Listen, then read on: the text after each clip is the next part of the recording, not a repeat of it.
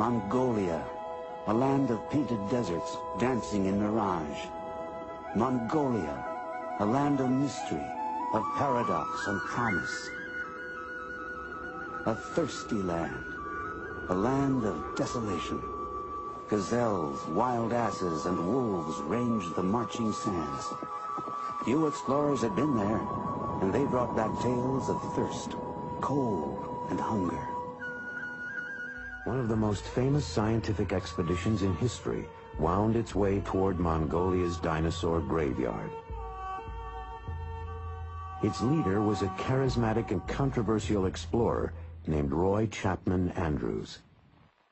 He came from the American Museum of Natural History.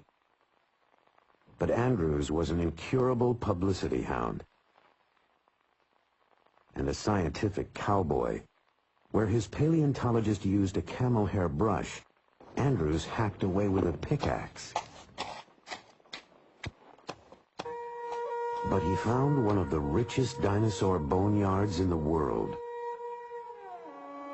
He returned with a spectacular collection of fossils and a library of stunning film images.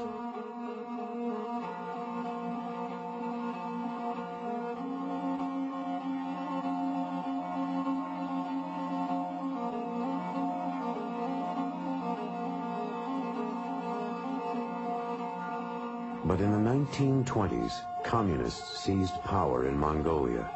The open door to the West slammed shut. For the next 65 years, the fabulous fossil fields of the Gobi were forbidden territory.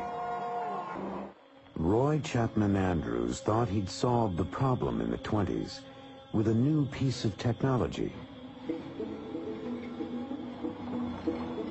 When it was announced that we were to attempt a scientific exploration of the Gobi Desert with a fleet of motor cars, men said that we were little less than fools. Only camels had been used in that country. We had 40 men, 8 motor cars, and 150 camels to carry supplies. It was the biggest land scientific expedition ever to leave the United States. Roy Chapman Andrews. From China, Andrews headed northwest. He left Peking, then crossed over the border, and drove deep into the parched heart of outer Mongolia. Mongolia, a land of painted deserts dancing in mirage. Mongolia, a land of mystery, of paradox and promise. A thirsty land, a land of desolation. Gazelles, wild asses, and wolves ranged the marching sands. Few explorers had been there, and they brought back tales of thirst, cold, and hunger. But Andrews found one more thing: mud. Our average speed was only 4 miles an hour. Rocks, ravines, washouts, and ditches followed one another in rapid succession. Without a doubt, there were hundreds of bones lying just beneath the surface. But where? If only my eyes could pierce that baffling surface and get a glimpse of what lay concealed. Within minutes, they were finding fossils.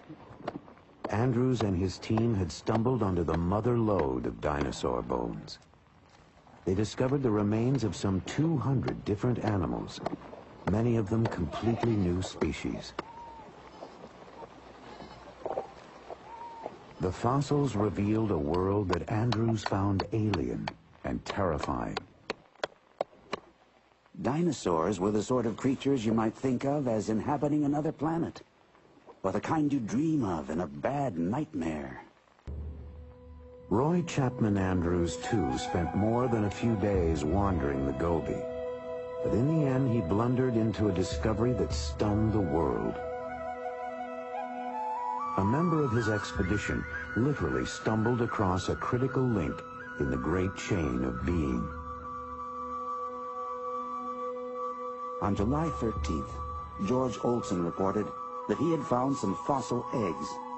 We did not take his story very seriously. Nevertheless, we were all curious enough to go with him to inspect his find. There could be no mistake. Our paleontologist finally said, "Gentlemen, there is no doubt about it. You are looking at the first dinosaur egg ever found."